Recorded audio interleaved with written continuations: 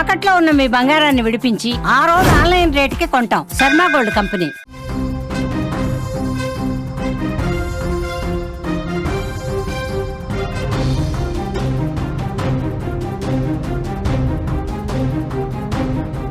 జమ్మూలో జల విలయం, జనజీవనం స్తంభించిపోయింది.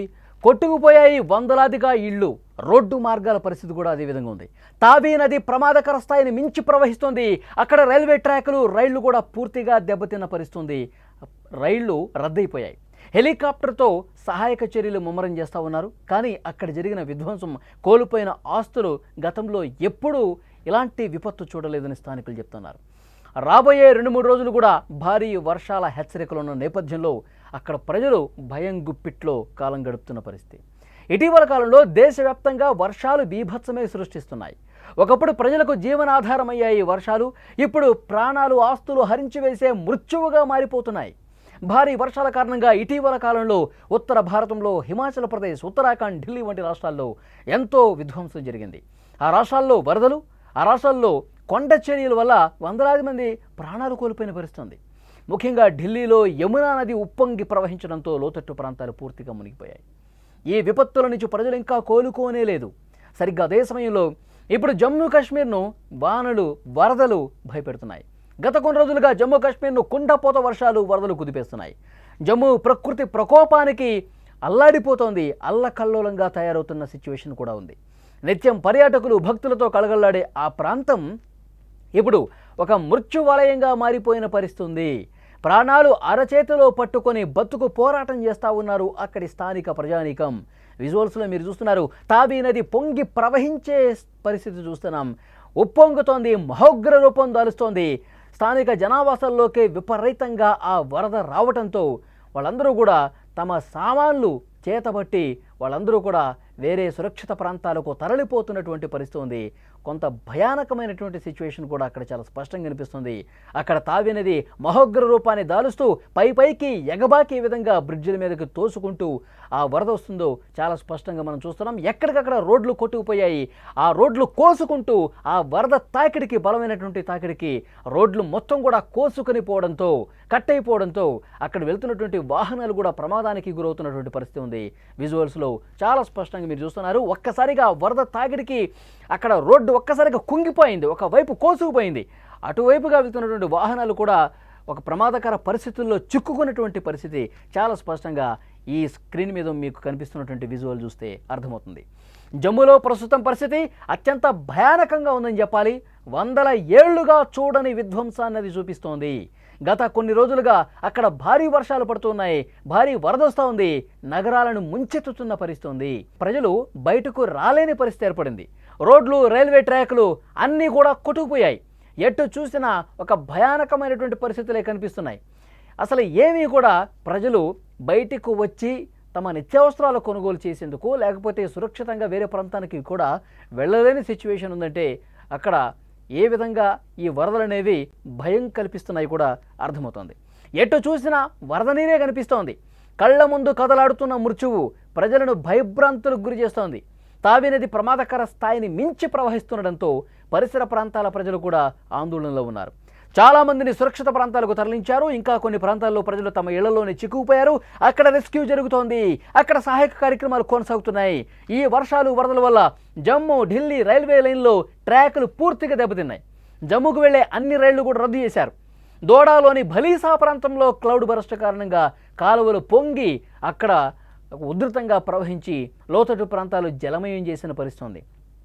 కొండ చర్యలు విరిగిపట్టడంతో నిన్ననే మనం చూసాం వైష్ణోదేవి యాత్ర కూడా అక్కడ నిలిచిపోయిన పరిస్థితి.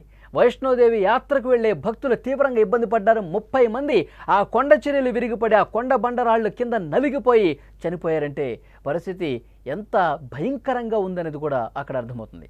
1926లో జమ్మూలో ఇలాంటి బీభత్స వాతావరణమే నమోదైంది. ఆ రోజు 24 గంటల్లో 248 మిల్లీమీటర్ల వర్షపాతం రికార్డ్ అయింది. సరిగ్గా 99 ఏళ్ల తర్వాత ఇప్పుడు జమ్మూలో మరోసారి అదే తరహా విపత్తు కనిపిస్తోంది.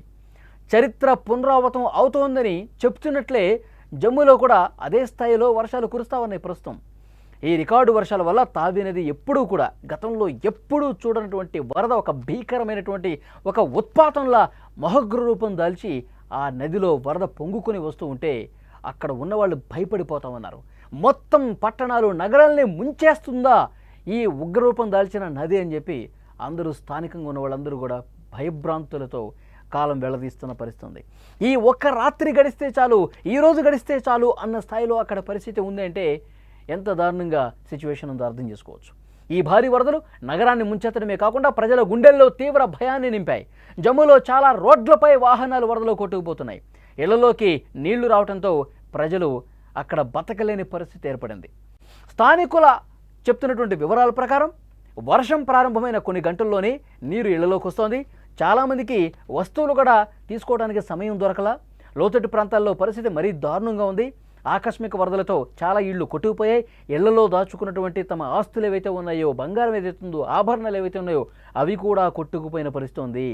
ఈ విపత్తులో ఎంతమంది మరణించారో ఇంకా ఆ లెక్క తెలియదు. చాలామంది గల్లంతైపోయారు, వాళ్ళ కోసం గాలింపు చేస్తున్నా కనిపించడం లేదు అంటూ దీనంగా అక్కడ స్థానికులు చెప్తా ఉన్నారు. జమ్మూ కాశ్మీర్లో ఆర్మీ దళాలు రంగంలోకి దిగి సహాయ కార్యక్రమాలు చేస్తూ ఉన్నారు. వరదలు చిక్కున్న వారిని హెలికాప్టర్ల సాయంతో సురక్షిత ప్రాంతాలకు తరలిస్తున్న పరిస్థితి విజువల్స్లో మీరు చూస్తున్నారు. పూర్తిగా కాలనీ మొత్తం జలదిగ్బంధంలో చిక్కుకుపోయింది, వరద కొట్టుకుపోతుంది. ఇంటి ముందే నది వచ్చినట్టుగా కనిపిస్తుంది అక్కడ పరిస్థితి. అక్కడ ఆ ఇంట్లో వాళ్ళని రక్షించేందుకు ఆర్మీ దళాలు ఏ విధంగా హెలికాప్టర్లను తీసుకువచ్చి అక్కడ వాళ్ళని సురక్షితంగా ప్రదేశాలకు తీసుకెళ్ళడానికి రెస్క్యూ చేస్తున్నారో మనం చూస్తూ ఉన్నాం. చాలామంది ఇదే విధంగా ఒక నదిలో చిక్కుకుపోయినట్టుగా ఇళ్లలో చిక్కుకుపోయిన పరిస్థితి ఉంది. సో వాళ్ళు శక్తికి మించి పనిచేస్తూ ఉన్నారు ఆర్మీ దళాలు అందరూ కూడా.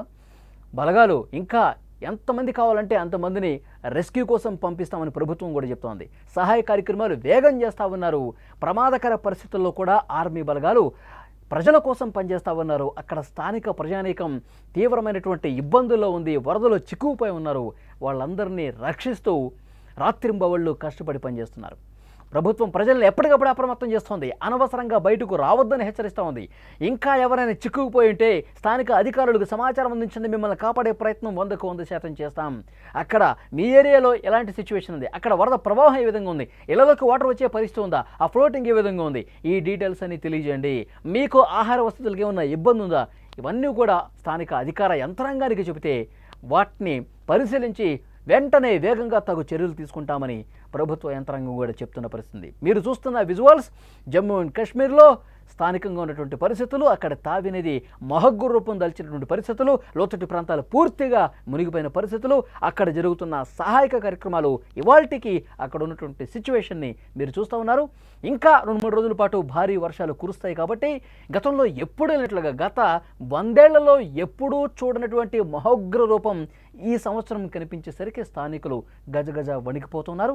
రికార్డు స్థాయి వర్షపాతం నమోదై అది వరద రూపం దాల్చి మొత్తం కూడా ఊళ్ళకు ఊళ్ళు కొట్టుకుపోయే పరిస్థితి అక్కడ కనిపిస్తోంది.